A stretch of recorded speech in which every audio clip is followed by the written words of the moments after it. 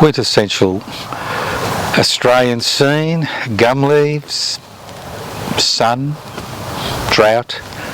Even the birds are not chirping because it's too hot. They're smarter than I am.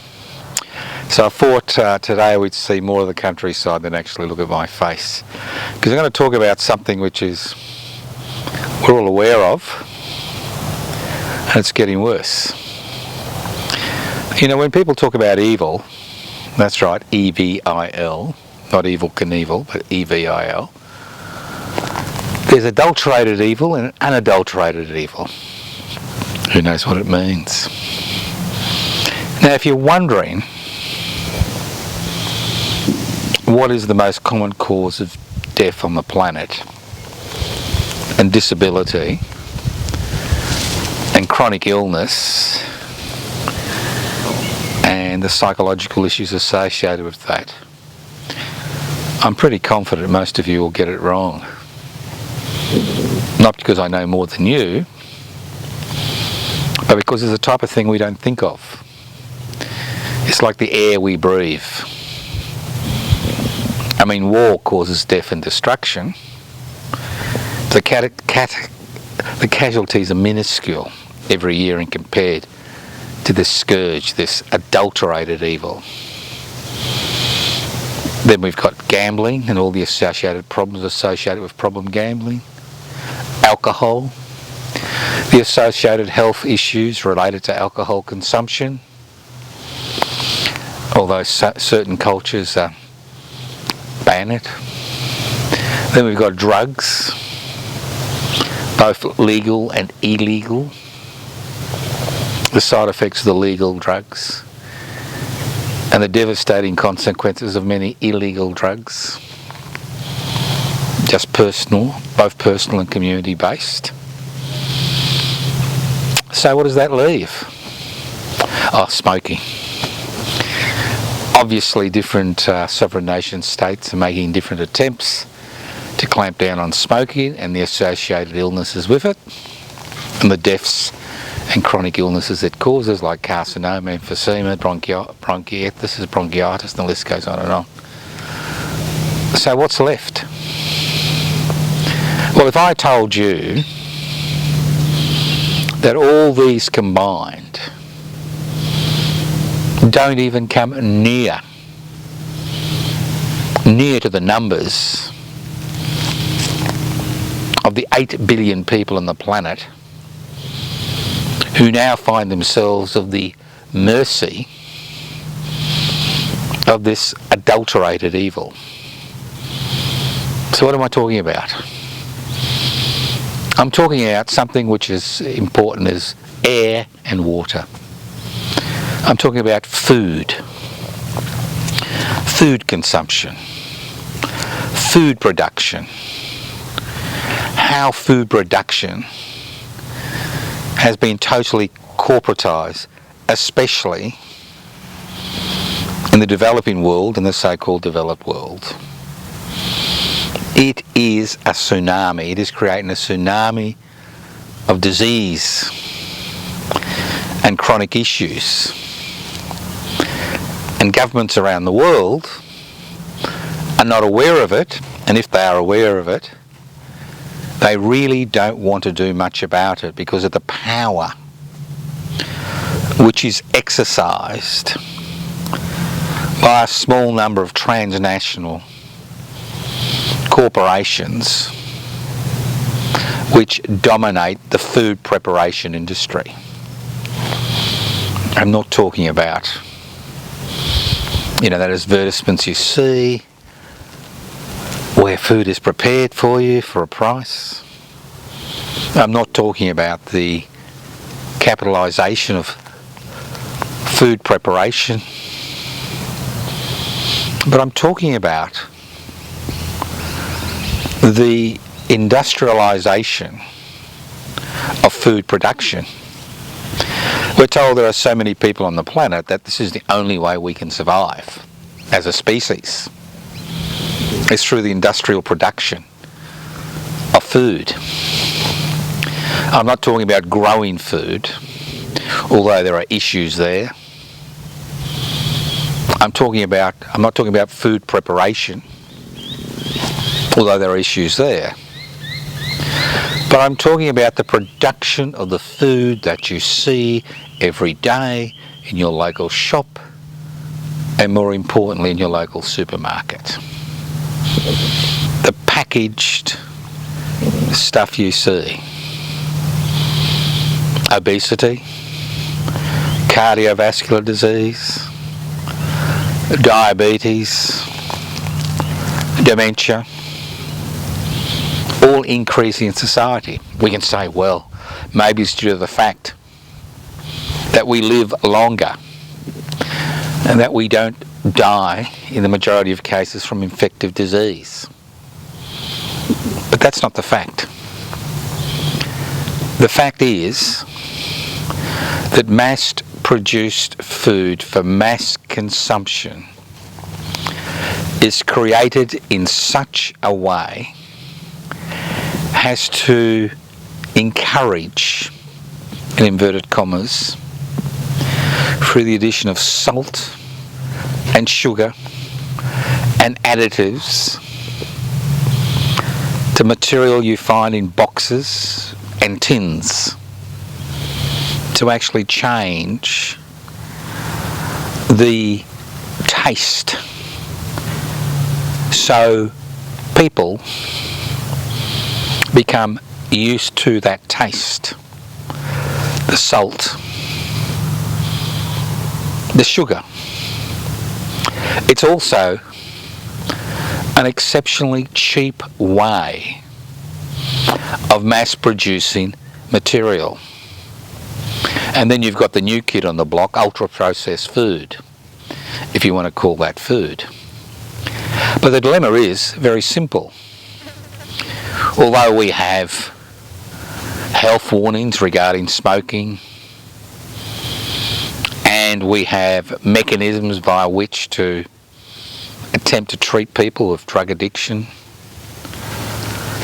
and we have laws regarding gambling and the harm it can cause, the fact is that in Australia, when it comes to mass consumption of food, packaged food, tinned food, bottled food, which is adulterated with salt and sugar to teach our taste buds to expect that particular taste.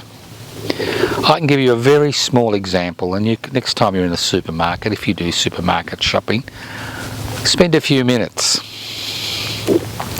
Go to the tomato sauce. I'm not talking about, the sauce in the tomato to put on your snags. I mean, that's full of sugar. I'm talking about the bottled sauce which a lot of people use for pasta. And look at the sugar content and the amount of added sugar in different bottles. And I was quite surprised to see that the Australian bottled sauce had a much higher sugar content. And this is a mechanism via which corporations maximise profit by getting people habituated, not addicted, but habituated to increase salt and sugar from the very moment that children are no longer breastfed. Look at things like so-called toddler's milk and all the advertisement which goes around toddler's milk. And when you look at toddler's milk, a significant proportion is sugar. And that habituates the child's taste buds to equating food with high sugar content. And that high sugar content, apart, say, from honey and maybe a fresh fruit, that high sugar content is contained in most of the material or most of the consumable goods you find on the supermarket shelf. Now, those of you who like cartoons, although their political cartoons are falling out of favour with the death of the legacy media, what we are seeing is that 100 years ago, the rich were obese and they were portrayed as obese. To be obese was to be rich. The poor were skinny. They faced starvation. Today, it's been turned on its head. This idea is turned on its head. The poor are obese. Those that don't have the disposable income to buy fresh food and rely to a significant degree not just on takeaway food, but more importantly canned food, packaged food, now face an obesity crisis. And nothing, as far as obesity is concerned, is more concerning. That's what's happening to First Nations people around the world, including the Pacific and Mexico. Now in Mexico, interestingly, had the highest rate of diabetes in the world. And to a significant degree, this was due to the marketing of Coca-Cola and the massive amount of sugar in classic or standard Coke. And that government has taken steps to ensure that sugar in packaged goods and bottled goods, an increasing number of health professionals in this country and ordinary people are beginning to rebel regarding packaged food. But the problem is the fact that fresh food can be expensive, especially if you're not a vegetarian or a vegan and meat makes part of your diet. And the avalanche of advertising we see around us constantly, whether it's on the net or legacy TV, has a profound impact on children demanding these sugar and salt laden foods as part and parcel of their day-to-day consumption of food. Because it's easy. In a fast-paced society where we work and work and work to meet our financial commitments which are created for a private investment, for private profit society, which we are part and parcel of. It's not just about the fact that it's easy to buy, but the fact that preparation time has decreased dramatically in most households, whether it's breakfast, lunch or tea. And it's not unusual for most households to rely on snacks which are heavily laden with sugar and salt, and drinks which are heavily laden with sugar, in order to function, to survive. At the same time, many of the products which are appearing on our shelves, which say no added sugar, or which say low sugar, have exceptionally high carbohydrate levels. So it's not just about sugar and salt, it's about the high carbohydrate levels in these pre-packaged food. Now, it may be difficult to go back to a more natural diet, and you may spend more time preparing that food. And if you live alone, and over, I think 35% of households are single households in this country, food preparation can be a bit of a lonely chore. But the fact is, each and every one of us faces this dilemma.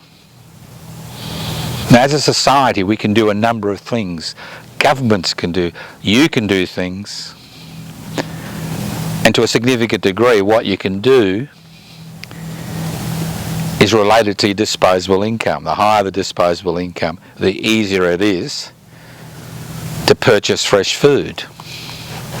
The lower your disposable income, much more difficult it is to get the necessary calories required to survive as fresh food. So we tend to move towards packaged food or takeaway food, which is salt, carbohydrate and sugar laden.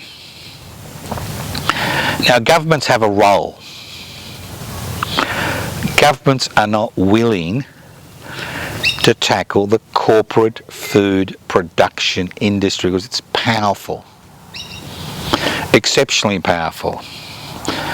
The net, television, radio, apps, and none of them are willing to tackle this issue as a major issue, because advertising revenue is important for these organisations to survive and prosper.